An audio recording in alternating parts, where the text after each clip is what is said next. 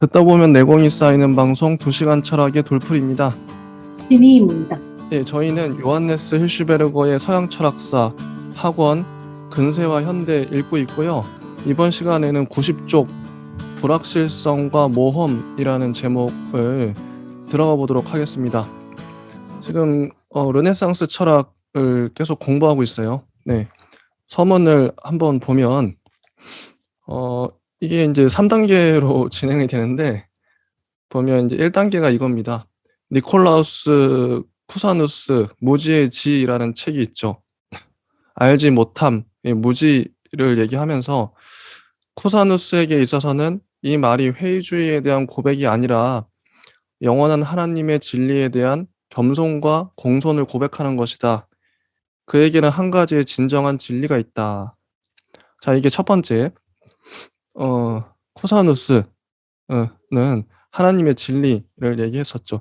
그 다음에 두 번째로 넘어가는데 르네상스기에 들어와서는 이런 태도가 세속화된다. 이제 세계 전체가 우리들에게 대해서만이 아니라 그 자체로서도 일종의 수수께끼요, 역설이며 비밀로 가득 차 있다. 바로 그렇기 때문에 인간은 미리 정해져 있는 역할을 연출할 필요가 없고 일종의 무한한 변화 속으로 모험을 해 들어가도록 되고 영원히 탐구하는 자로 되었다. 이렇게 함으로써 인간 자신도 그 어떤 무한한 자가 되기를 바랐다.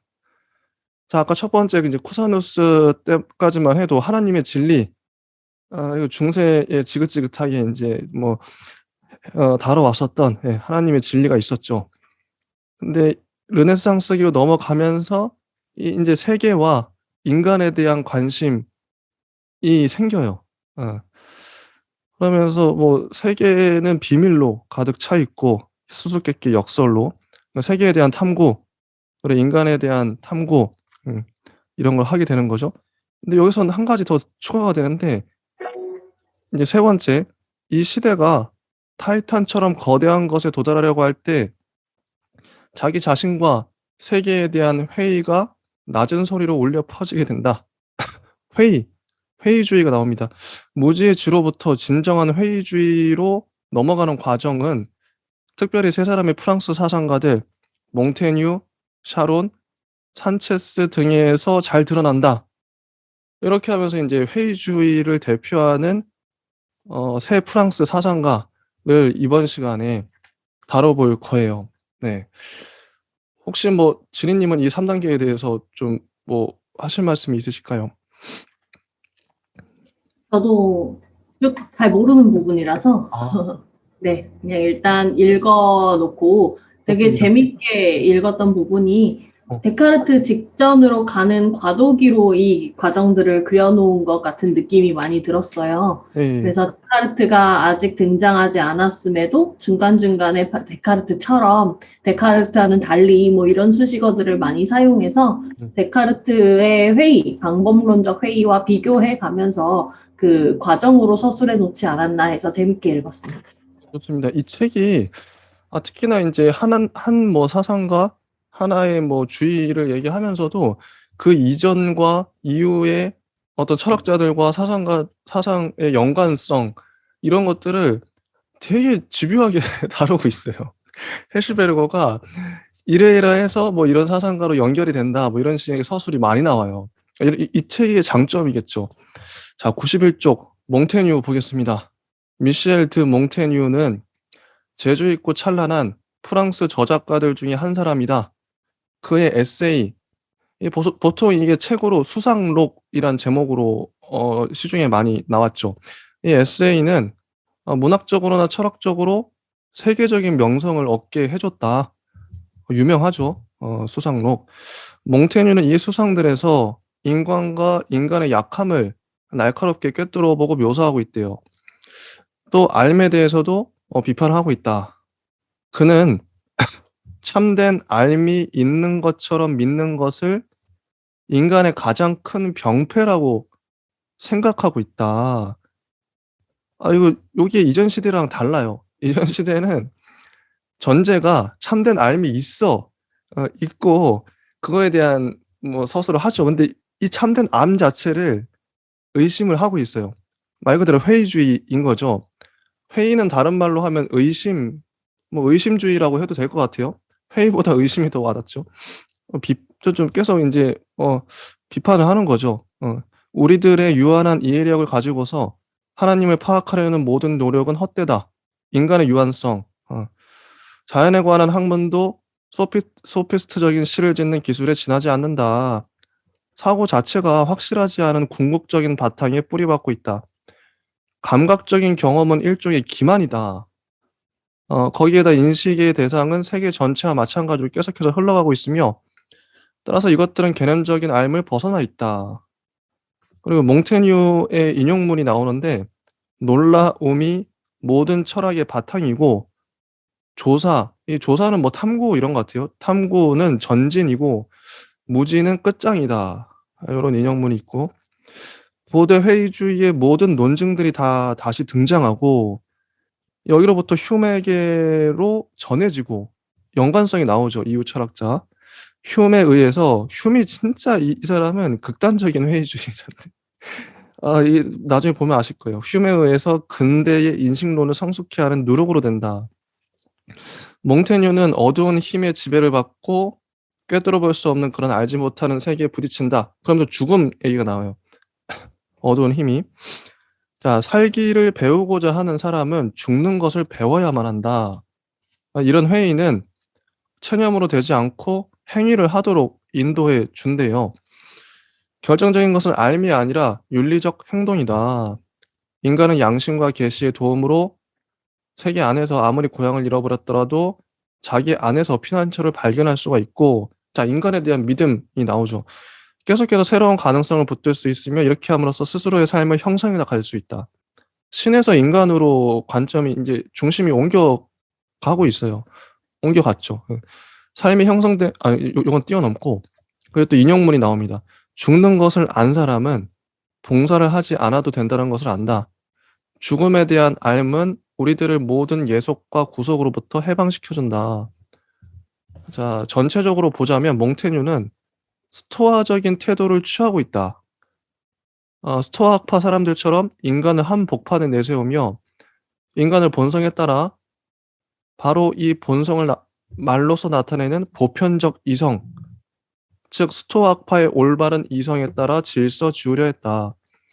이런 도덕적 의식을 통해 인간은 일반적으로 퍼져 있는 불확실성이 한복판에 있으면서도 독립적이고 확실한 삶을 영위해 나가게 된다. 어, 우리는 여기서 현대 실존 철학을 상기하게 된대요. 이제 미래로까지 이어지는 거죠, 이게. 실존 철학에 있어서도 우리들의 삶이 인식의 바탕을 두고 있는 것이 아니라 자기 자신의 가능성, 특히 이런 가능성이 궁극적인 것, 즉 죽음을 붙잡고 늘어지는 데 바탕하고 있다. 이게 이제 몽테뉴에 대한 한 장짜리 짧은 서술이에요. 자, 지니님은 어떤 것들을 좀 생각을 하셨는지 궁금하네요. 저는 몽테뉴의 서술이, 설명이 여기에 그친다는 게 되게 안타깝고 좀 더 궁금해졌고요. 어, 수상록을 제대로 읽어본 적은 한 번도 없었던 것 같아요. 항상 대학에서 공부를 하거나 해도, 외부에서 철학을 접한다 해도, 데카르트 뭐 방법론적 회의 이렇게 해서 방법 서설 이런 책들은 되게 많이 읽어요. 대학교 어, 1학년 어. 고등학생들은. 아, 근데 진짜. 수상록 이렇게 해서 제대로 한 권짜리 몽테뉴가 작성한 그런 거, 개요 말고를 어떤 식으로든 접해본 적 있냐 생각을 해보면 되게 낯설고요. 일단 몽테뉴가 어떤 사람이었는지 정도는 간략하게나마 알 수는 있었으나 이런 구체적인 생각들이 지금에 와서 되게 가치 있게 보인다는 건 또 읽어볼 만한 사람이겠죠. 그래서 지금 다시 한번 읽어주시는 걸 들으면서 찾아봤는데, 이 사람이 이 동시대의 다른 철학자들과는 좀 달리 현대 철학적인 면모가 엿보이는 게 힐시베르그의 눈에서도 보였다시피 저도 다른 철학자 뒤에 나오는 샤론이나 산체스랑은 좀 달리 보이더라고요. 그래서 왜 그럴까 좀 생각을 해봤는데 제 나름대로 이 사람이 부유한 상인의 아들로 태어났고 또 재력이 집안에 받침이 됐다는 뜻이죠. 그리고 법률을 공부했다라는 면에서 실질적인 어떤 현실적인 고민, 그 당시 동시대적인 고민을 많이 했을 거라고 생각이 들었고요.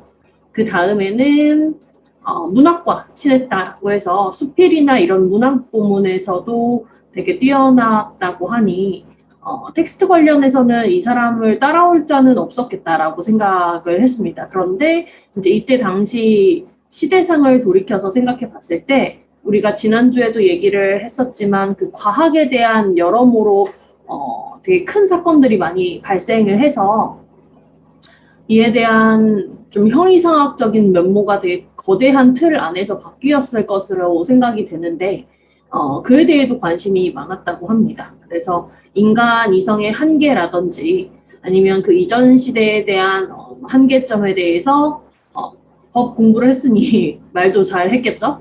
그리고 말만 잘했던 것이 아니라 또 문학을 했으니 또 글도 얼마나 유려했을까 이런 부분에서 좀 기대가 많이 되고요. 수상록도 간단히 검색을 해보니 여기에 인용된 것처럼 되게 유려하게 문학처럼 문학을 실제로 하기도 했지만 그런 면모들을 읽어볼 수 있을 것 같아서 혹시 관심이 조금 더 있으신 분들은 데카르트의 방법론적 회의 혹은 방법 소설을 읽는 것보다 몽테뉴의 수상록을 읽어보시는 걸 조금 더 추천을 드릴 수 있을 것 같습니다. 네. 그리고 나중에 제가 읽고 난 다음에 뭐 더 할 부분이 있다면 같이 이야기를 해보는 것도 너무 좋을 것 같습니다. 검색을 해봤는데 동서문화사에서 1200쪽짜리 2만 원, 수상록이 그렇게 두꺼워요? 네, 1200쪽이에요. 2만 원짜리 책이 나와 있더라고요. 뭐 보시면 될 것 같고요. 좀 길지만 저는 뭐 이 세 사람 회의주의로 묶이는 이 세 사람이 저는 회의란 단어에 집중을 요번에 했어요. 요 파트를 읽으면서 재밌잖아요. 그 신에서 인간으로 넘어간 건 알아요. 우리가 중세에서 근대로 넘어가면서 신에서 인간으로 관점이 중심이 넘어갔죠. 근데 인간으로 넘어갔는데 회의를 하게 돼요. 사람들이. 그러니까 지식인들이 학문을 하는 사람들이 인간의 무한한 가능성 뭐 이런 것만 추구하는 게 아니라 근데 이것도 이해가 가는 게 왜 회의에 빠질 수밖에 없었나? 신을 벗어난 인간의 나약함 때문인가? 그러니까 인간만 추구하다 보면 뭐 인간 자체가 유한하니까 신은 무한하고 그래서 회의에 빠질 수 없는 게 없는 걸까? 논리적으로도 그런 생각이 전 들긴 해요. 아무튼 신을 벗어난 인간 회의에 빠질 수밖에 없다 이런 건데 자 92쪽의 샤론을 보겠습니다. 피에르 샤론은 지혜에 관해서라는 책을 썼어요. 자기의 친구인 몽테뉴의 회의주의를 한층 더 발전시킵니다. 모든 삶은 그것이 감각적인 경험이건 사고이건 간에 다시 모두 불확실한 것으로 된다. 그래서 이런 류의 얘기를 하죠. 삶이 불확실하다. 다시 인간이 철학의 중심점으로 된다. 인용문을 읽어보면 인간에 관한 참된 학문, 참된 탐구는 인간 그 자체다. 당시엔 혁명이었겠죠. 왜냐면 아직 중세였을 텐데 중세에서 막 이제 르네상스로 넘어가는 시기인데 이 과도기에 인간을 외치고 있어요. 신이 아니라 인간이다. 혁명이죠. 그런데 인간에게 있어서는 의지가 지성보다 더 고귀한 것이다. 의지를 강조해요. 의지와 도덕적인 감정을 으뜸으로 삼게 되었다. 그래서 덕이 종교보다 앞섭니다. 여기서 말하는 종교는 당연히 기독교겠죠. 덕이 종교보다 앞서요. 인간의 성실성 안에 참된 삶의 지혜와 행복과 마음의 평안함과 아타락시가 있다. 인간이죠. 다시 스토아적인 태도와 전문 용어, 고대 회의주의의 윤리적 특징을 볼 수 있다. 지성에 대한 의지의 우위, 종교적인 것에 대한 윤리적인 것의 우위 등은 이미 칸트의 태도를 분명하게 드러내 보여주고 있다. 칸트에도 영향을 미쳤다는 거죠, 샤론이. 이게 되게 짧아요. 요거 반쪽짜리 서술입니다. 샤론은 뭐 더 딱히 뭐 하실 말씀이 없으시면 이건 넘어갈게요. 앞에 그 몽테뉴랑 겹치는 것 같기도 하고요. 자, 산체스로 가겠습니다. 태어나기는 포르투갈에서 태어났으나 어려서부터 프랑스에서 살았대요. 프랑소와 산체스. 이분의 저서 제목이 좀 길어요. 아무것도 인식할 수 없기 때문에 가장 고귀하고 첫째로 보편적인 학문에 관한 논고. 이 책 제목만 봐도 자기의 회의주의를 드러내 보여주고 있다. 근데 이분은 몽테뉴와 샤론과는 관계가 없어요. 음. 자, 이 두 가지 포인트를 히르슈베르그가 짚으셨는데, 우선 첫째로 이 산체스의 회의는 전통적이고 스콜라적인 그 강단 철학, 강단은 학교, 당시 대학교겠죠. 그 학교 철학을 노리고 있다고 해요. 강단 철학을 비난했다고 하는데, 이런 철학은 정의로부터 출발하여 3단 논법적인 연역을 통해서 이론으로 나아가는데, 산체스는 이런 것은, 강단 철학에서 했던 이런 것은 참된 학문이 아니라고 본다. 왜냐하면 정의란 단순히 말을 설명하는 것이고, 우리가 뭘 정의한다는 게 그냥 언어적이라는 거죠. 말을 설명하는 거고, 3단 논법적인 연역법, 이 연역법은 대전제가 증명이 되지 않아요. 대전제는 뭐 앞에서도 했습니다만 그냥 믿어버리는 거예요. 대전제가 틀리면 다 틀리는데 대전제는 그냥 있는 거예요. 그냥 증명이 안 돼요. 증명 불가해요. 원래 대전제는 원래 그런 건데 속성이 이거 정확하게 꿰뚫어 본 거죠. 언어의 문제, 대전제의 오류 가능성 뭐 이런 것들을 들면서 강단 철학을 비난하는 거죠. 이분은 둘째로 산체스의 회의를 학문의 새로운 확실한 기초를 놓는 출발점이라고 보고 있다. 산체스가. 학문을 하려면 일단 회의부터 하고 봐야 돼. 의심부터 하고 봐야 돼. 이런 거죠. 이게 방법적인 회의, 뭐 방법론적인 회의. 데카르트와 비슷하다고 마찬가지라고 합니다. 뭐 당연한 되게 좋은 태도라고 생각해요. 저는. 일단 의심하고 보자. 음. 물론 학문의 확실한 기초를 놓는 일에 실패하고 말았대요. 이분은. 그러나 그의 생각이 진행됨에 따라 마침내에는 모든 알면 전면적이고도 철저하게 회의 속으로 끌어들여지고 회의적인 탄식의 소리가 모든 것에 걸쳐서 아무 제한 없이 거듭되었다. 바로 진리를 발견하는 것 그 자체를 부인하기까지 이르렀대요. 진리를 발견할 수 없다. 이렇게까지 극단적으로 생각했나 봐요. 산체스는. 이제 마지막으로 정리하는 문단이 나오는데 몽테뉴, 샤론, 산체스의 회의는 르네상스적인 인간의 내적인 자각에 관해 우리들에게 그 무엇을 드러내 보여주고 있으며 이런 한 해에 있어서 이 시기에 가장 특징적인 것이라고 할 수 있다. 이 회의는 뒤에 와서 데카르트의 사상적 배경이 되었다고 해요. 그리고 프랑스의 계몽주의의 지평 위에 서 있고 이후에는 칸트에게도 영향을 미친다고 합니다. 이렇게 끝이 나요. 이 세 사람은. 자, 진희님은 이제 뭐 정리를 한번 해보죠. 어떻게 보셨나요? 저 앞에서 회의주의에 대해서 공통점이 좀 보인다라고 말씀을 해주셨는데, 회의한다는 것, 뭐 쉽게 말해서 의심한다는 것 이렇게 정리를 해주셨죠. 근데 의심한다는 것이 인간이 미개해서 혹은 인간 이성이 좀 불완전해서 뭐 이렇게 생각할 수도 있겠지만 저는 조금 반증하고 있다고 생각했어요. 인간 이성에 대한 확신이 없으면 사실 회의조차가 불가능하거든요. 그래서 데카르트의 한계점도 그거죠. 결국에는 사유의 중심 주체를 나로 상정해 놓고 대전제를 깔고 거기서부터 탐구를 시작했다는 점을 그 사람은 끝까지 어떻게 설명을 하거나 혹은 알지 못했거나 뭐 이랬을 것이다. 이렇게 간략하게 아주 간단하게 말할 수 있겠는데 이들에게서도 그런 면모가 보여요. 다른 것들은 의심하고 뭐 참된 지식이란 없을 수 있고 그런데 그런 의심의 주체 자체는 나 자신이라는 것에 대해서 단 한 번도 의심해 본 적 없는 그 부분이 조금 우리가 계속 주목해야 될 만한 부분이지 않을까 싶었습니다. 좋네요. 나를 의심하지는 않는다. 데카르트도 그렇거든요. 내가 있어, 일단. 내가 있고, 내가 생각해. 이런 거잖아요. 맞아요, 맞아요. 그래서 확실히 근대적이에요, 이 사람들은. 나는 어쨌든 있어. 사람은 있어. 자, 95쪽을 넘어가서 6번 신스콜라 철학.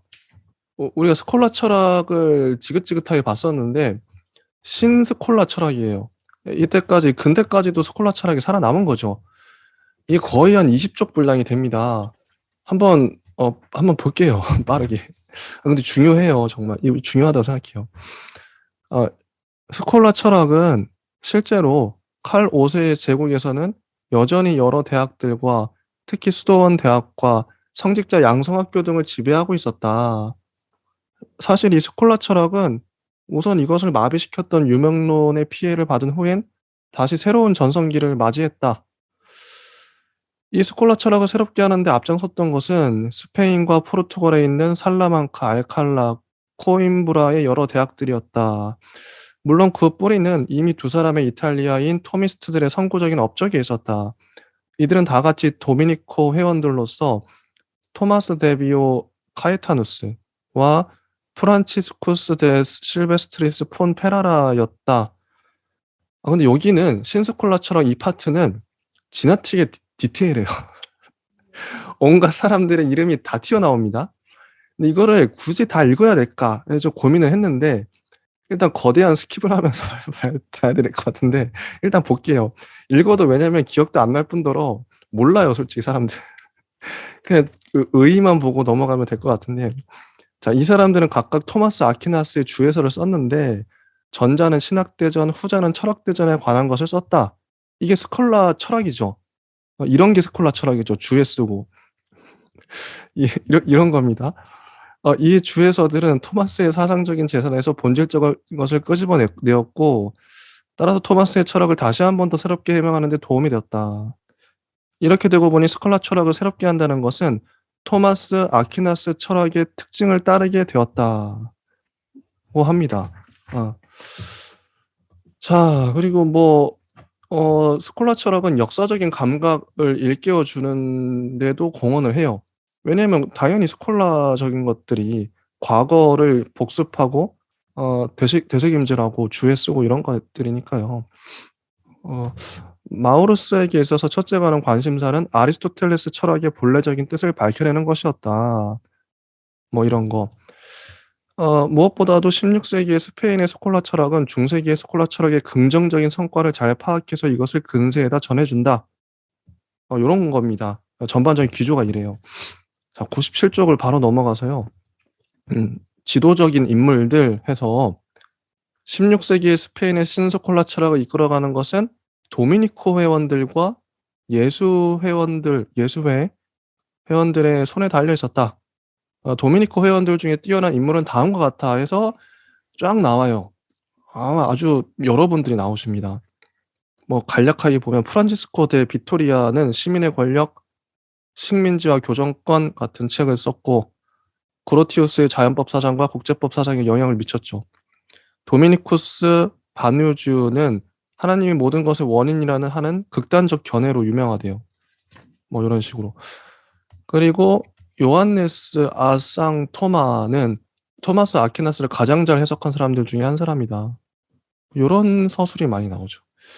그리고 예수회 회원 중에서 중요한 사람은 다음과 같다. 페트루스 폰세카를 위시한 코임브라 학파. 그리고 아리스토텔레스의 형이사에 관한 주의를 썼고요.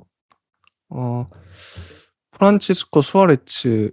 이분을 좀 이따 다룰 텐데 이분 탁월한 박사라는 칭호를 갖고 있어요. 이런 분들 몇 명 있었죠. 닥터 뭐뭐뭐 하면서 이분은 닥터 엑시무스입니다. 프란치스코 수아레즈. 이분 자세하게 다룰 거예요. 좀 이따 중요해요. 자, 루이스 데 몰리나는 인간의 자유를 구원해내기 위해 자기 학설로서 엄격한 토미즘과 대결한다. 대결도 하셨네. 이런 식으로 좀 있어요, 이 사람들이. 자, 99쪽. 이 파트에서는 이 수아레츠에 대한 서술이 정말 길어요. 거의 지금 몇 쪽까지냐면 108쪽까지 거의 99쪽에서 109쪽까지 10쪽 가량에 걸쳐서 있는데 자, 수아레츠 자세하게 다뤄보겠습니다. 그만큼 중요하다는 거죠, 이분이. 전 이 책을 읽으면서 처음 알았지만 중요하대요. 자, 프란치스코 수아레츠만은 좀 더 자세히 살펴봐야겠다. 그의 두 가지 저작들이 특별히 주목할 만한데 형이상학 토론집과 그의 법철학 및 국가철학에 대한 대저, 법에 관해서가 두 권이다. 자, 첫 번째, 형이상학 토론집은 여태까지의 형이상학에 관한 책들 중에서 형이상학을 가장 자세하고 체계적으로 설명한 책일 것이다. 최상급 나왔죠, 가장. 그 제1부는 이게 이제 이 형이상학 토론집에 대한 내용이 정말 자세하게 나옵니다. 한번 읽어드릴게요. 그 제1부는 형이상학의 대상을 다루고 있는데 이때 6가지의 서로 다른 해결책을 철저하게 논의하여 마침내 수아레츠는 형이상학을 존재하는 한에 있어서의 존재 또는 진료로부터 추상된 한에 있어서의 존재를 존재의 관점에서 고찰하는 학문이라고 규정한다. 이게 제1토론. 자, 제2토론은 존재의 개념에서는 일반적 및 개별적인 존재의 성질, 즉 하나가 뭐냐? 이것은 개별적, 형식적, 보편적인 것이라고 이해되는데 따라서 수아레츠는 개별화의 원리, 보편적인 것, 차이가 나게 하는 것의 여러 가지 종류에 관한 말을 하고 있다.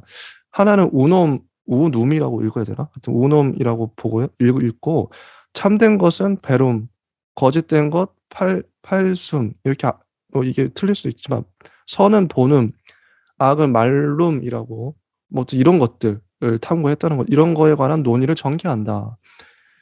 이게 토론 3에서 11에 나오는 거고 이런 식으로 다 써 있어요. 보편적인 원인 그리고 하나하나의 진료인, 형성인, 작용인을 다루고 이 작용인에 관해서는 특히 제일 원인의 창조적이고 유지해 나가고 함께 작용하는 활동을 고려하고 있다. 계속해서 목적인과 범용 원인도 다룬다. 제2부에서는 우선 존재가 무한한 존재와 유한한 존재로 나눠지고 무한한 존재 또는 신적인 존재를 실제, 본질, 특성에 따라 다룬다. 그 다음에는 유한한 존재에 관한 가르침이 따르는데 여기에는 본질과 실체의 속성의 장이 덧붙어 있다. 그 다음에는 실체 그 자체, 속성 그 자체와 속성의 9가지 종류 등이 다뤄진다. 따라서 시간, 공간론을 포함한 범주론도 다뤄진다. 마지막 논제는 사고의 존재에 관한 말을 하고 있다. 이게 목차를 이렇게까지 거의 한쪽에 걸쳐서 디테일하게 형이상학 토론집에 대해서 서술을 하고 있어요. 어쨌든 이건 목차고요. 이런 내용을 다루고 있다. 근데 이거에 대한 의의가 아래 나와요. 이 형이상학에 대한 의의. 자, 1번. 수아레츠는 처음으로 형이상학을 완결되고 체계적이며 전체적으로 묘사해 보았다. 아리스토텔레스에게 있어서마저도 전체가 하나하나의 개별적인 논문들로 나눠져 있었으며 수아레츠에 이르기까지의 스콜라 철학에 있어서도 사람들은 아리스토텔레스에 밀착해 있었고 그래서 주해를 하는 서술 양식을 따르거나 문답법에 의해 문제를 해결하는 그런 방법을 택했었다. 그런데 이제 수아레츠는 아리스토텔레스가 끌어주는 끈에서 풀려나 체계적인 철학 교본이라고 하는 문학의 새로운 장르를 만들어냈대요. 대단한 분입니다. 개별적 논문들만 그냥 형이상학하면 써왔었는데 사람들이 혹은 뭐 아리스토텔레스 주해를 쓰거나 그랬었죠. 형이상학을 공부하는 방식이. 근데 수아레츠가 처음으로 이 진짜 완결되고 체계적으로 철학 교본을 써버려요. 이런 시도 이분은 종합을 했다고 보여집니다. 그 이전에 있는 모든 것들을 그래서 스콜라 철학이에요. 스콜라 철학자들 이런 거 잘하거든요. 우리가 이거 배워야 됩니다. 학자들도. 정말 종합 잘해. 그 이전에 샅샅이 그런 거 다 뒤져가지고 종합을 해내요. 기어이. 근데 이거 되게 얼마나 어렵겠어요. 지루하고 어쨌든 자 2번 소아레츠는 형이상학에 대한 고전적 개념을 플라톤과 아리스토텔레스가 만들어낸 그대로 근대에 전해준다. 자, 이게 스콜라 철학이죠. 그대로 전해줘요. 왜곡 없이. 이게 이분의 업적이 대단한 거예요. 이거 그대로 전해준다. 누군가는 이 역할을 해야 되는 거죠. 왜곡 없이. 이 형이상학에 있어서는 자연신학이 존재론으로부터 분리되지 않고 이 존재론을 발전시켜 나가는 것으로 된다. 그러면서 이제 101쪽에 장황하게 써져 있는데 이게 뭔 말이냐. 이거는 존재가 오직 존재론에 의해서만 탐구되어야 한다. 존재를 존재론적으로 분석하는 데서 근본적 문제를 제기한다. 이런 거죠. 그러니까 형이상학이란 뭐냐? 존재론을 심화한 것이다. 이런 내용입니다. 101쪽은. 네. 혹시 궁금한 분들이 읽어보세요. 자, 존재론을 심화한 게 형이상학이다. 이런 내용이에요. 자, 크리스찬 볼프 이후로 철학을 일반적인 형이상학과 이게 존재론이죠. 특수한 형이상학, 우주론, 영혼에 관한 학문, 자연신학으로 나누는 것이 보편화되었대요. 이런 분류는 형이상학적인 신학을 떼어냈어요. 떼어내서 오늘날에 있어서도 형이상학을 오해케 하는 그런 결과를 불러왔습니다. 철학을 이렇게 나누는 걸 스콜라 철학자들도 받아들였었는데 겨우 현대에 이르러 요셉 그레트라는 사람이 이 모범에 따라 다시 새로운 길이 열렸대요. 인식에. 뭐 여기 아래 또 똑같은 얘기 나오죠. 존재론이 형이상학이고 형이상학이 존재론이다. 소아레치도 이렇게 생각했다. 이 얘기가 101쪽에 내내 나오는 얘기고요. 이게 2번의 내용이고 3번 수아레치는 건전하고 확실한 판단을 하고 있는 절충주의를 주장한다. 절충주의. 이 절충주의는 아무 데서건 영원히 참된 것은 받아들이고 언제나 배울 태세가 되어 있는 그런 절충주의다. 그냥 그것도 스콜라 철학이에요. 자, 여기 사람들 이름 쫙 나오잖아요. 고대의 여러 저자들을 알고 있었다. 자, 플라톤, 아리스토텔레스, 그 주해설을 쓴 사람들, 플로티너스, 플루타크, 플로클로스, 보에티누스, 스콜라 철학 토미스트들, 프란치스코 회원들, 스코트스주의자들, 아랍 사람들, 유명론자들, 라틴 계통의 아베로스주의자들과 피치누스, 미란돌라, 기타 사람들의 르네상스 철학 등등을 잘 알고 있었다. 대단하죠. 이분은 학자입니다. 스콜라 철학의 특징이 이런 거에 장점이죠. 샅샅이 뒤져가지고 다 주해를 달고 그대로 이제 인용을 하고 종합하고 있어요. 이런 작업은 누군가는 해야 되는데 이 사람은 뭐 창의력은 부족했을지 몰라도 이 스콜라 철학자들이 이런 거 너무 잘합니다. 그의 보고는 언제나 본질적이고 객관적이었다. 우리는 그를 스콜라 철학과 스콜라 철학의 이론적인 의견을 알기 위해서 이용할 수가 있다. 자, hirschberg가 이런 얘기까지 하잖아요. 그 얘기를 다 들어보면 이전 철학자들 다 알 수 있어요. 이런. 여기에도 다시 새로이 잠을 깨고 있는 역사적인 감각이 있다. 역사성. 저도 요즘에 이걸 주목하고 있는데 정말 중요해요. 이전 철학자들이 얘기했던 그대로를 알아가는 것이죠. 역사적 감각. 이 역사적 감각은 문제의 상황을 우선 역사적 비판적으로 밝히고 다음에는 찬성할 것과 반대할 것을 객관적이고 다방면으로 토론하여 하나의 올바른 해결에 도달하려고 한다. 자, 이게 스콜라죠. 이것이 가장 좋은 영혼의 철학이다. 그래서 실제로 수아레츠도 토마스 아퀴나스와 일치한다고 해요. 자, 그 다음에 이제 이게 이제 형이상학에 대한 얘기였고요. 그 다음에 법률에 관해서로 넘어가기 전에 제가 좀 많이 떠들었으니까 진희님 얘기를 들어봐야 돼요. 네. 어떻게 보셨는지 궁금합니다. 저도 수아레즈 잘 몰랐는데 여기 이걸 통해서 잘 알게 되었고 아무래도 형이상학이라는 학문 본질에 대한 탐구랑 그 본질이 초월적인 어떤 것, 우리 인간이 범접할 수 없는 어떤 것으로 상정해놨을 때 무의미해지는 그 부분을 인간의 존재론과 연결을 시켜서 우리가 탐구해야 될 것으로 끌어내렸다. 혹은 끌어내렸다가 좀 불편하다면 좀 세부적으로 연구 대상을 좀 구체적으로 세웠다. 그래서 체계성 이런 말들이 나왔던 것 같고요. 인간을 중심에 두고 탐구했다는 점에서 되게 근대적으로 보이고 이 사람이 그 법에 대해서 어떻게 말하고 있는지에 대해서도 되게 재밌거든요. 그래서 그 부분에서도 같이 집중해서 볼 텐데 보통 근대나 근세라고 하면 고대에서 큰 틀에서 말하던 국가, 선 이런 것들을 조금 더 쪼개서 우리 96페이지의 그 르네상스 철학 계열에서도 알 수 있듯이 뭐 경제 윤리, 국민주권, 저항권, 자연법, 국제법 이런 맥락들이 구체적으로 현대의 그것과 가깝게 논의되기 시작한 때이기도 하거든요.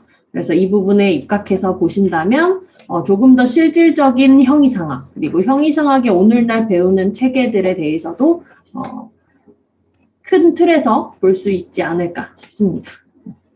좋습니다. 그 수아레츠의 2대 저서, 아까 얘기했던 그 첫 번째가 형이상학 토론집이었고, 이제 법에 관해서란 저서에 대해서 얘기를 해볼 거예요. 법률에 관해서라는 그의 저서에 나타나는 수아레츠의 법철학과 국가철학은 형이상학 못지않게 중요하다. 이 사상가의 진보적 성격을 한층 더 느낄 수 있대요. 자, 보면 여기도 나와요. 수아레츠는 이 책에서 누구를 끌어들이냐면 플라톤, 아리스토텔레스, 키케로, 세네카, 플루타크, 아우구스티누스, 토마스 아퀴나스, 도미니코 소토, 방상드 보브의 제르손, 기욤 드 파리 등등의 의견을 끌어들인다.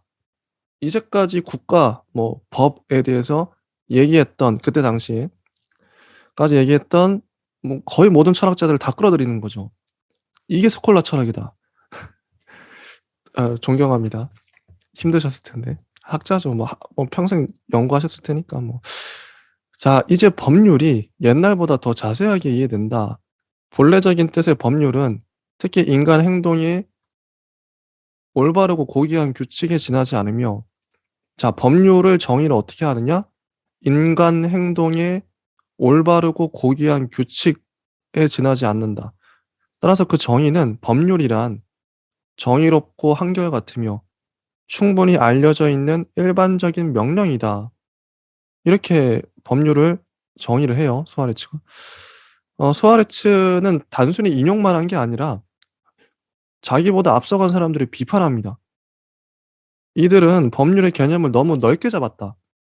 세계 법칙과 자연 법칙까지도 법률이라고 이해했다는 것이죠. 따라서 수아레츠에게 있어서는 순수한 실정법적인 문제들만 논의가 돼요. 일부러 이렇게 떼어낸 것, 법률의 범위를 좁힌 거죠. 인간적, 역사적인 것이 훨씬 더 앞으로 다가선다. 이게 이제 근대의 특징입니다. 인간적이고 역사적인 것, 이게 법이다. 자연법 뭐 이런 거, 뭐 신법 이런 거는 법이 아닌 거죠. 근데 자, 수아레츠도 자연법과 영원법, 여기 나오네. 영원법의 관계를 갖게 되고 완전히 스콜라 철학자들의 정신으로 법학을 만들어낸다. 이미 아우구스티누스 이후 언제나 그랬던 것처럼 여기서도 자연법이 인간의 모든 법률들의 시금석으로 된다. 자, 자연법이 기준이 된 거죠. 자연법이 기준이 됐어요. 자연법에 위배되는 것은 옳은 것이 아니다. 그에게 있어서는 자연법이 그 어떤 완성된 내용을 다 모은 것보다 인간 정신에 살아있는 기능으로 여겨진다고 하는 사실이다. 즉, 자연법은 어떤 종류의 권력, 정신의 실제적인 규정, 자연적인 이성의 빛은 스스로 자유스럽게 어떻게 행해야 할 것인가를 가르쳐준다. 자연법이 어떻게 보면 상위법 같은 느낌도 들고, 우리들이 그것을 통해서, 자연법을 통해서 선과 악을 구별할 수 있는 자연적인 법칙이다. 이미 토마스 아퀴나스가 가르쳤던 바와 마찬가지로 자연법은 인간의 마음속에 심어져 있어요. 영원법에 참여하는 것을 뜻한다. 이 법률은 그 자체로서는 아니라고 하더라도 우리 인간들을 위해서는 계속해서 밝혀져야 할 그 어떤 것이고 이미 소유하고 있는 것이라기보다는 하나의 과제다. 자연법은 한 가지의 실제적인 법률이며 명령을 내리는 어떤 것이래요. 그리고 자연법은 관념적, 선천적인 성격을 띠고 있다. 수아레츠는 순수히 경험적으로만 보자면 인간의 본성이 법률을 만들어낼 바탕이 될 수 없다는 것을 분명히 알고 있었다. 왜냐하면 인간의 본성에는 이미 원죄 이전에 정의의 얼굴, 그러니까 하나님 앞에서 견뎌내지 못할 그런 경향이 있기 때문이다. 영원한 규범들의 관념적인 타당 연관이라고 하는 자연법의 또 다른 내용적인 뜻도 소홀히 다뤄져서는 안 될 것이다. 수아레츠가 자기의 자연법의 개념을 주관적인 양심과 구별할 때에도 위와 같은 뜻이 일관되어 있다. 교보들이 자연법과 양심을 동일시한 것은 옳지가 못하다.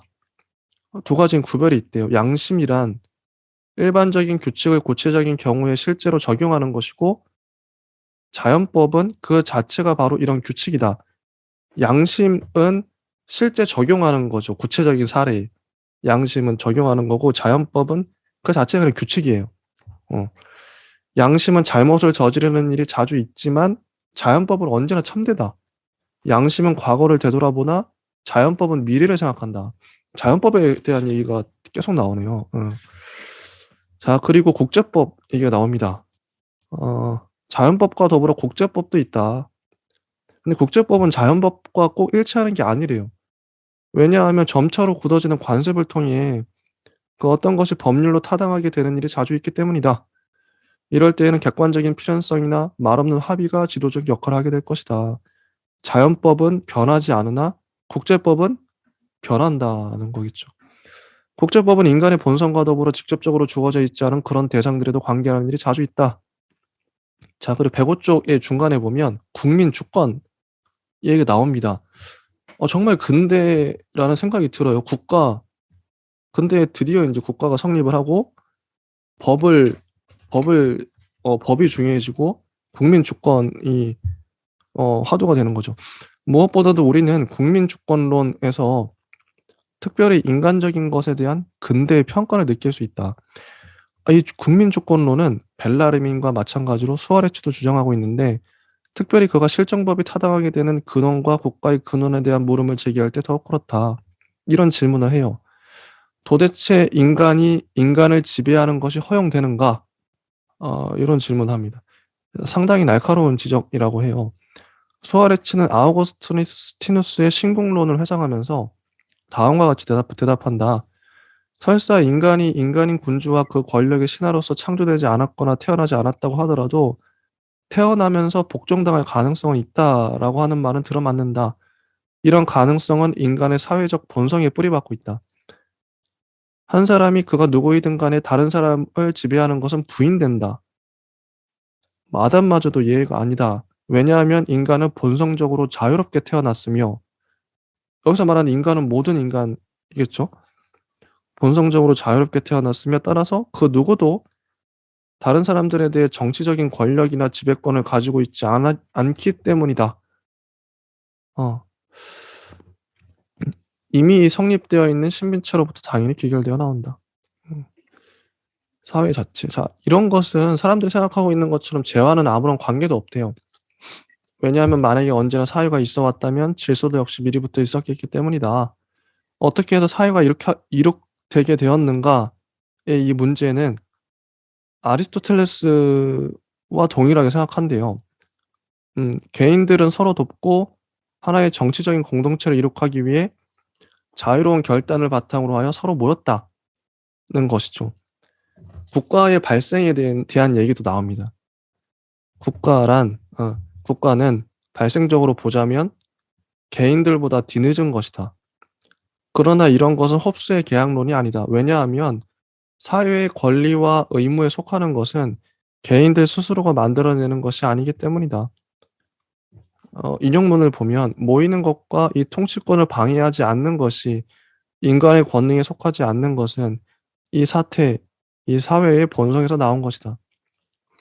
아리스토텔레스는 이런 것에 관해 형이상학적으로 보자면 국가는 개인보다 앞선다고 말하고 있다. 그래서 수아레츠도 법의 권력과 국가 권력의 근원은 전체적으로도 또 부분적으로도 개인에게는 없다라고 분명하게 말하고 있대요. 이런 권력에 있어서는 인간보다 앞선 그 어떤 것이 중요하다. 인간은 영원한 질서를 실현할 수 있을 뿐이고 이 영원한 질서의 타당 근거를 근본적으로 만들어낼 수 없다. 인간은 질서가 실현되는 것은 규정하지만 질서 자체를 규정하지는 않는다.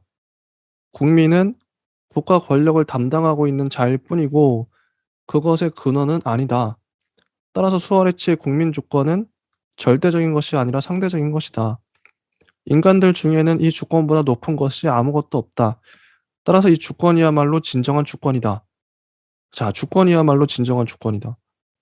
이런 주권은 형이상학적인 질서에 대해서는 상대적이다. 국가 권력의 궁극적인 근원은 바로 하느님이다. 이거는 뭐 이거는 중세적인 거겠죠. 아직까진.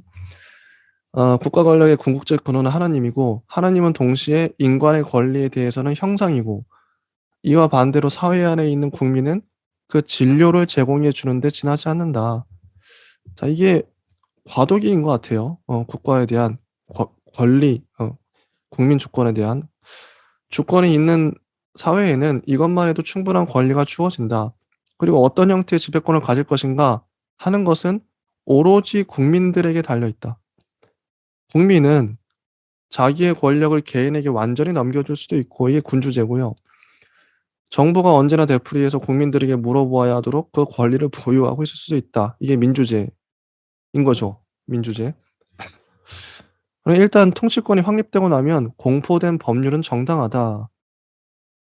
그러나 이런 것도 소위 말하는 나쁜 입법자에 관해서는 몇 가지 예외가 있어야 한다. 단순히 통치자가 개인적으로 악할 뿐이고 그의 입법 활동이 해를 끼치지 않을 때에는 그 실정법은 침범할 수가 없다. 이 법률의 안정성을 위해서 이렇게 한 것 같아요. 그러나 만약에 공포된 법률 자체 안에 불의와 악이 끼어 있을 때, 특히 영원한 윤리 법칙을 침해하는 것이 끼어 있을 때에는 신하들은 이 법률에 복종할 필요도 없고 또 복종하지 않아도 좋다. 이게 저항권이죠. 그러나 이런 일은 오직 이런 악법에만 해당되는 일이다. 통치자가 불법적인 수단을 써서 권력을 쥐었을 때에는 사람들은 이에 조금도 복종하지 않아도 된다. 왜냐하면 이런 사람은 통치자가 아니라 폭군이며 통치권이 조금 더 성립되지 않기 때문이다. 왕한테도 이러면은 저항을 할 수가 있어요. 음. 원래 정의롭지 않은 법률은 그 구속력을 잃어버리기 마련이다.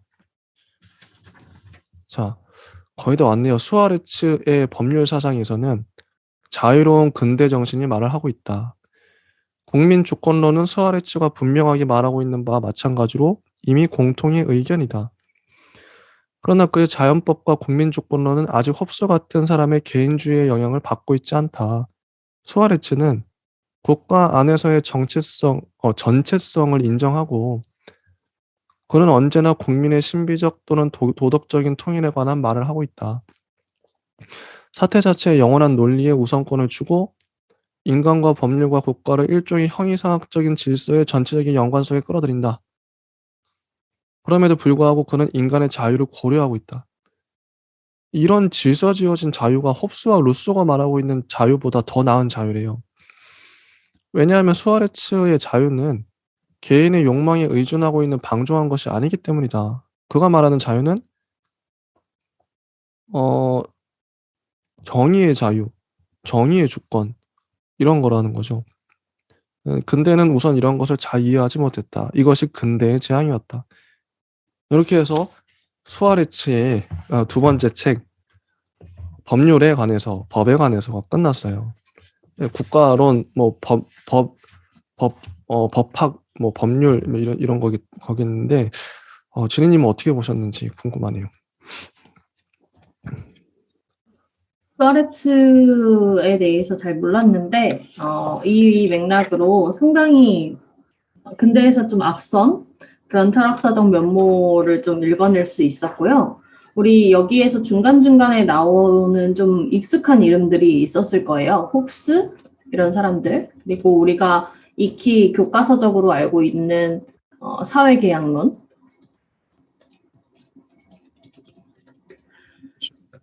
네, 사회계약론 단순히 생각을 해봐 주시면 홉스나 또 다른 사람들에게 발견되는데요. 로크, 루소 이런 사람들이 있어요. 그래서 홉스 같은 경우는 어떤 때, 언제 사회에서, 어떤 사회에서 누구의 자유에 대해서 얘기를 하면서 사회계약을 주장했는지, 또 로크가 또 동일하게 어떤 사회 현상에 대해서 문제를 제기하고 사회계약론을 말했는지, 루소는 또 어떻게 했는지에 대해서 궁극적으로 좀 구체적으로 따져보아야 할 필요성이 있는데요. 그것이 궁극적인 오늘날의 이야기랑 연결이 될 때는 정의론의 관점과도 연결이 되기 때문에 되게 현대적인 어떤 시발점이라고도 할 수 있을 법한 되게 거대한 이야기이고, 힐시베르거가 이만한 분량을 할애해서 이 사람에 대해서 얘기를 할 만하다라고 읽는 내내 느꼈고요.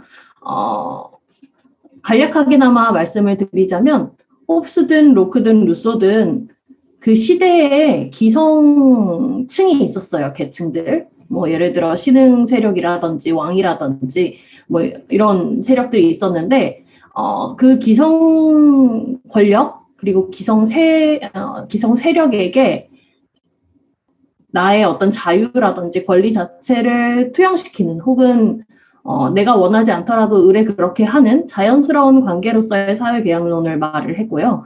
그것이 오늘날 주장하고 얘기하는 개인과 대의제로서의 사회에 대해 개인의 어떤 관계가 아니었다는 점, 그리고 루소의 사회계약론 이런 것들 말씀을 많이 들어봤을 텐데, 이야기를 많이 들어봤을 텐데, 그런 거를 이야기할 때는 또 자연주의에 관련된 자연에 대치된 관념적 맥락의 사회이거든요. 우리가 생각하는 구체적인 사회가 아니라. 그래서 그런 것들을 주장했기 때문에 각자 이론가들마다 사회계약론이 다 다르게 주장이 됐었고, 여기서 수아레츠는 이전 사람들 혹은 이들과는 달리 인간의 욕망과는 다른 정말 순수 자유를 추구했다라는 점이 되게 중요하게 다가왔는데, 앞서서 말씀드린 다른 거대한 철학자들은 그 당시 시대에 말 그대로 인간의 욕망에 따른 특정 계층이나 특정 힘의 논리에 입각한 사회계약론이었습니다. 그래서 그에 대해서 뭐 주된 어떤 권력에 의탁했다 이런 이야기라기보다는 그 시대에서 자유롭지 못했어요. 그런데 수아레츠는 말 그대로 오늘날의 개념과 유사한 자유 개념을 이야기했다는 점에서 되게 재밌게 봤고, 이 지점을 좀 그대로 따라간다면 우리가 나중에 정치 철학사를 다룰 수 있을지는 또 모르겠지만 그에 대해서 읽어 나갈 수 있는 되게 소중한 자양분이 되지 않을까 싶었습니다. 네, 좋습니다. 거의 다 왔어요. 109쪽. 스페인의 스콜라 철학과 17세기의 철학이라는 제목이에요. 이게 무슨 내용이냐면 편견에 대한 얘기를 합니다. 편견. 주류 철학의 여러 가지 편견 일단 읽어볼게요. 여러 가지 편견들이란 유럽 철학사의 일종의 숙명적인 편견과 17세기 카톨릭적 스콜라 철학과 프로테스탄트의 정통파를 그 이상 이해할 수 없었던 초기의 계몽주의를 통해서 이미 언급될 만한 가치가 있었던 것에 대한 편견과 그 자체만을 모든 학문의 모범이라고 본 기계론적 사고의 편견과 그리고 모든 것을 깎아내리기만 일삼던 칸트학파의 편견 등을 말한다. 사람들은 오직 소위 17세기의 위대한 체계가들이 내놓은 뭐 데카르트 이런 사람들이겠죠. 지금부터 이제 조만간 할 철학자들 이런 주류 철학자들 어떻게 보면 위대한 체계가들이 내놓은 새로운 것과 혁명적인 것만을 보고 있었다. 그런데 이렇게 함으로써 이 체계가들 자신이 설당을 잃어버리게 된 것은 새로운 회의를 불러일으키는 동기가 되었다. 여하튼 시야가 이렇게 좁아짐으로써 그 전에 있던 것은 쓸모없는 것으로 되어버리고 말았다. 그러나 사실에 있어서 바로크 철학은 매우 많은 뜻을 지니고 있다. 자, 무슨 뜻이 있냐? 우선 첫째로 학교에 대해서 뜻을 지니고 있어요. 이 철학은 전 유럽에 퍼져서 도처에서 학교의 수업을 지배했다. 사람들은 이것이야말로 유럽의 여러 국민들의 최후의 진정한 공통적인 교양이다 라고 할 정도였다. 그러나 이런 철학은 바로 소위 새로운 철학의 영향을 받아 분해되고 말았다. 낡아가지고 없어져 버린 거죠. 당시엔 주류였는데 지금 이제 흔적도 없이 사라져 버린. 뭐 데카르트나 이후에 나오는 쟁쟁한 분들이 있잖아요. 그분들이 이제 나중에 주류가 되면서 분해되고 만 거죠. 이때 당시의 주류가. 그러나 이런 철학이 특별히 독일에서는 한 가지 특징으로 되었다. 왜냐하면 독일에서는 근대적인 반대 운동이 겨우 17세기 말에 이르러서야 큰 영향을 미쳤기 때문이다. 자, 학원 철학이 전 시대를 특징 지었고 뭐 이런 식으로. 아래도 나와요. 수아레츠의 형이상학 토론집, 폰세카의 아리스토텔레스 주의, 뭐 변증법 교본, 이런 것들이 여러 번 출판되었다. 당시에 영향력이 있었다는 거죠. 111쪽 보면 이 이후에 여러 가지 체계적인 철학 교과서들이 간행되는데, 특히 수아레츠의 본을 받아 형이 형이상학 교본들이 여러 가지 간행되었다.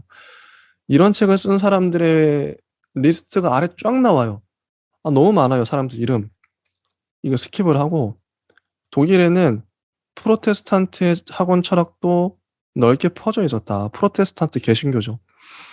이 학원 철학도 아리스토텔레스를 따르고 있으며 아무래도 16세기 후반에 이탈리아의 영향을 받은 것 같은데, 이들의 아리스토텔레스 주의는 멜란히톤의 아리스토텔레스 주의보다 훨씬 포괄적이다. 그리고 이 철학은 체계적인 형이상학을 교육시킨다는 점에서는 가톨릭 측의 철학보다 더 오래되었을 것이다. 그러니까 이게 재밌는 게요. 우리가 뭐 데카르트 나왔다 그래서 이전에 뭐 전해져 왔던 전통이나 이런 게 다 한 번에 깡그리 사라져 버린 게 아니라, 그냥 스콜라 철학도 있고 다 있어요. 그냥 그 이전에 뭐 중세 철학도 있고 뭐 다 있는 거예요. 다 있는데 그 가운데 데카르트도 나오고 이런 거죠. 갑자기 뭐 역사가 갑자기 뭐 이렇게 뭐 선긋듯이 그런 게 아니라 다 있어요. 다 있을 만한 것들은 다 있는 거죠, 역사적으로. 그런 토양인 거죠. 여기서도 점차로 스페인의 신스콜라 철학이 내뿜는 빛이 강하게 되었다. 독일에 있어서는 루터파에 있어서나 칼뱅파에 있어서나 가릴 것 없이 형이상학이 독자적인 모습을 띠고 생겨났다고 하더라도, 카톨릭적인 형이상학을 완성된 형태로 서술한 스페인의 예수회원 수아레츠의 책처럼 중요한 저서는 방금 막 발전하고 있는 프로테스탄트의 형이상학이 세찬 영향을 미치지 않을 수가 없었다. 분트가 이런 말을 하고, 자 한번 예를 들어서 센트그라프라는 이 사람은, 그가 도덕에서는 토마스를 우두머리로 보고 형이상학에서는 수아레츠를 교황으로 보고, 뭐 이런 식의. 그리고 레이덴의 프로테스탄트 철학자 헤레보르트는 수아레츠를 모든 형이상학의 교황이요 군주라고 칭찬하고, 이런 문장이 나오죠. 수아레츠의 영향력이 엄청났구나. 당시에 영향을 많이 받았구나. 113쪽에 가면, 자, 이런 주장에 대한 한 가지의 증거는 다름 아닌 스피노자다. 이거 중요해요. 스피노자를 이해하기 위해서. 스피노자는 위에서 말한 헤레보르트와 부르게르스 다이크를 철학의 교과서로 이용했다. 그런데 이 두 사람은 토마스와 수아레츠의 스콜라 철학을 재생시킨 사람들이에요. 스피노자 자신이 학원 철학의 입문서들을 출판했을 때, 그는 이 책에서 형이상학의 기본 개념들을 그때 당시 학교에서 쓰던 용어를 썼다. 그것은 곧 스콜라 철학에서 쓰는 용어였다. 그래서 그의 후기 저작들의 스콜라 철학적인 개념들과 원칙들이 나타나도 우리는 조금도 이상하게 생각할 필요가 없다. 재밌죠. 우리 스피노자 하면 스콜라 철학하고 전혀 관계 없을 것 같잖아요. 근데 이런 스콜라 철학의 토양에서 공부를 했고 여기 용어 가져와 썼고, 근데 재밌죠. 근데 이런 와중에도 어떻게 스콜라 철학을 반복하지 않고 자기의 독창적인 철학을 펼쳤는가? 이게 스피노자의 위대함이자 특이점일 텐데, 그거는 이제 스피노자 할 때, 지금도 마찬가지예요. 현대의 주류가 있겠죠. 주류 학문. 근데 남들 다 그렇게 가는데 어쩔 수 없어요. 그 이 토양은 뭐 이게 다 똑같은 책으로 공부하는데 누구는 독창적인 철학을 해. 이게 도대체 왜, 이게 어떻게 가능하지? 궁금하긴 해요. 스페인의 예수회원 수아레츠의 교과서는 멜라니톤이 누렸던 것과 같은 명성을 프로테스탄트 대학들에도 누렸다. 그리고 그 명성은 라이프니츠가 고향의 대학에서 철학을 공부하던 시대까지 계속되었다고 말해도 이것은 조금도 지나친 말이 아니다. 자, 라이프니츠 나옵니다. 자, 독일 철학의 개척자인 라이프니츠는 근세 자연과학의 사상을 잘 알고 이것을 이용했으며, 기계론적인 자연과학의 여러 개념들을 그 궁극적인 기초로까지 거슬러 올라가서 살펴보았으며, 스콜라 철학의 형이상학적인 개념들이 자연과학을 보완하는 데 꼭 필요하다는 것을 증명해냄으로써, 라이프니츠도 스콜라 철학 이용하죠. 근세의 자연과학을 극복하기도 했다. 이겁니다. 자, 넘어가서 그리고 칸트가 나와요. 칸트가 나오고 자, 우리는 17세기의 독일의 학원 형이상학의 값어치를 과소평가해서는 안 된다. 이 학원 형이상학은 한편으로는 칸트의 철학과 독일 관념론을 잇는 다리가 되었고 다른 편으로는 칸트의 철학과 중세기를 이어주는 다리가 되었다.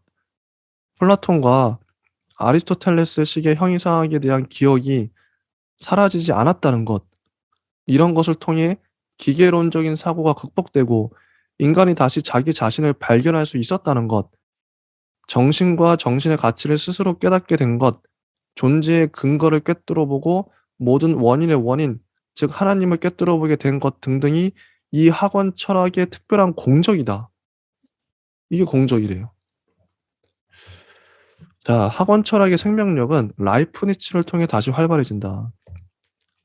그 아래 이런 게 나오죠. 쿠사누스가 그 특별히 날카로운 눈초리로 중세기를 그 참된 근원까지 꿰뚫어 보았고 따라서 중세기의 최선의 실체를 다시 발견하여 후세에 전했다. 사람들이 편견을 버리고 사실을 그대로 보려는 좋은 뜻만 언제나 가지고 있으면 새것 속에서 헝것 속에서 새것을 발견해낼 수 있다는 것은 틀림없는 사실이다. 이런 태도는 중세와 근대의 철학을 스스로 이해하는 데만 중요한 것이 아니라 그리스도교의 여러 종파들이 서로를 이해하고 유럽의 게르만 민족과 로마 민족이 서로를 이해하는 데도 중요하다. 그러니까 낡았다고, 그러니까 오래됐다고 함부로 안 중요한 게 아니다 이런 거죠. 플라톤 철학 아직도 중요하잖아요. 플라톤을 재해석하는 거. 지금 현대 철학자들도 플라톤 철학을 공부한다는 게 플라톤, 아리스토텔레스 거론 안 할 수가 없죠, 지금도. 정말 중요하다 생각해요, 지금도. 스페인의 바로크 철학은 근대 철학의 아버지인 데카르트의 배후에도 스며 있다. 데카르트는 라플래슈의 예수의 학교 학생이었는데 그는 이 학교에 관해 내 생각으로는 이 세상에서 라플래슈에서보다 철학을 더 잘 가르치는 곳은 없다고 말할 영광을 나의 스승님들에게 돌려야만 할 것이다. 이런 말까지 해요. 수아레츠 책에 대해서 그는 바로 내 손에 들어온 첫 번째 책의 저자다. 수아레츠를 데카르트를 읽었다는 거죠. 데카르트는 스콜라 철학으로부터 떨어져 나가 자기가 새로운 출발을 하게 된다는 것을 충분히 알고 있었다. 그럼에도 불구하고 스콜라 철학을 알고 있는 사람은 그의 문체, 용어, 개념, 문제제기 등에서 옛날의 도구가 아직도 큰 영향을 미치고 있다는 것에 놀라게 된다. 그가 예수의 학교를 다닌 것은 헛된 일이 아니었다. 이런 말도 나와요. 그가 다녔던 학교의 사상적인 재산이 그가 긁어먹고 살 정신적인 토양이었다. 이렇게까지 실시적으로 평가를 하고요. 데카르트의 회의는 오직 일종의 방법론적인 회의에 지나지 않았다. 그러나 그의 가장 본래적인 관심사는 하나님의 존재를 증명하고 완결된 철학 체계를 이룩하는 것이었다. 이게 이제 이전 철학자들도 다 했던 작업이잖아요. 그러나 이런 것은 바로 수아레츠가 근세에 전해준 고전적인 형이상학의 경향이다. 이렇게 해서 이 챕터가 다 끝나요. 여기서는 우리가 일관된 메시지를 볼 수 있죠. 힐슈베르거의 이 목소리를 통해서. 결국 니들이 아는 스피노자, 라이프니츠, 데카르트 이런 사람들 옛날 철학 다 스콜라 철학 다 공부했어. 뭐 이런 얘기잖아요. 자, 진희님은 어떻게 보셨나요? 그런 느낌을 좀 많이 받았는데요. 궁극적으로 17세기 독일 형이상학의 전반적인 내용을 개요를 통해서 보여주면서 여기서는 학원 형이상학 이렇게 얘기를 하죠. 서레즈를 비롯한 내용들이 앞선 이제 다른 좀 특이한 혹은 우리가 들어보지 못했던 철학사와 철학자들의 논의들을 굳이 이렇게 설명하고 있는 이유는 그들이 있었기 때문에 니네들이 아는 칸트 헤겔에 이르는 발전이 가능했어 라고 이제 그 기저에 대한 어떤 중요성 그리고 그 중요성에 대한 맥락, 계보를 이제 17세기 독일이라는 시점에서 설명을 잘 정리를 해주고 있는 것 같습니다. 그것이 뭐 옳다 그르다 이렇게 얘기는 할 수 있겠으나 우리가 큰 틀에서 서양 철학사를 배우면 아무래도 거대한 사상가들을 중심으로 쭉 이어나갈 수밖에 없는데 거대한 사상가들은 우리 문학사에서도 그러하고 역사에서도 철학사에서도 물론 그러한 것이 우리가 기억하는 철학자들 혹은 문학가들 혹은 노벨 문학상 타는 사람들은 그 이전 시대 혹은 동시대의 주류를 전복시키는 역할을 하기 때문에 사실 그 큰 틀에서 많은 수 떨어져 있거나 멀어져 있다고 얘기를 할 수 있어요. 그래서 그들만 공부를 하면 하나의 계보나 하나의 흐름 자체를 파악하기 조금 어려울 수 있는데 그런 지점을 잘 정리를 해주는 히시베르거 교수님이 잘 정리를 해주는 이 교습서를 통해서 우리가 그 기저를 파악할 수 있다는 면이 되게 이 책에서는 장점이었던 것 같고 그 기저에서 물론 거대한 서양 철학사 속에서 그 흐름 속에서 개개인의 철학자들이 품고 있었던 그 시대적인 시대적인 어떤 경향 그런 부분도 있지만 그 경향에서 많은 수 나아갈 수 있었던 그 기저가 또 한 번 그 개별 인간에게 있는 것이 아니라 누적된 시대상 혹은 누적된 자료들에 의한 어떤 탐구, 비판 여기서부터 시작됐구나라는 것들을 다시 한번 알 수 있었던 챕터였습니다. 맞아요. 저 공부하면서도 알게 되는 게 여기 나와 있는 A급 철학자들 뭐 데카르트 누구를 들어오더라도 플라톤부터 해서요. 그 이전 시대의 저서들, 이전 시대의 철학자들을 읽지 않은 사람이 없어요. 그리고 지금 시대에도 공부를 하겠다는 사람이라면 철학 공부를 하려는 사람이 철학사에 쟁쟁한 사람들을 읽지 않고 철학을 하겠다, 이게 말도 안 되는 거죠. 이거는 영화 평론가가 되겠다 그러면 웬만한 영화들을 다 봐야겠죠, 명작들을.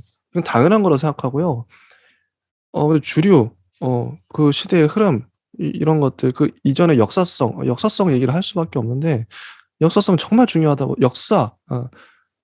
누적되어 온 것들을 알아야 새로운 것들을 만들어낼 것 아닌가. 이런 생각이 듭니다. 네. 자, 이제 이렇게 끝났고요. 드디어 다음 시간에 데카르트. 여기까지 달려오느라고 숨가쁘게 달렸어요. 드디어 데카르트 들어가면, 데카르트 근데 재밌어요. 이분이 글을 재밌게 쓰세요. 다음 시간에 기대하셔도 좋습니다. 여기까지 하겠습니다. 감사합니다.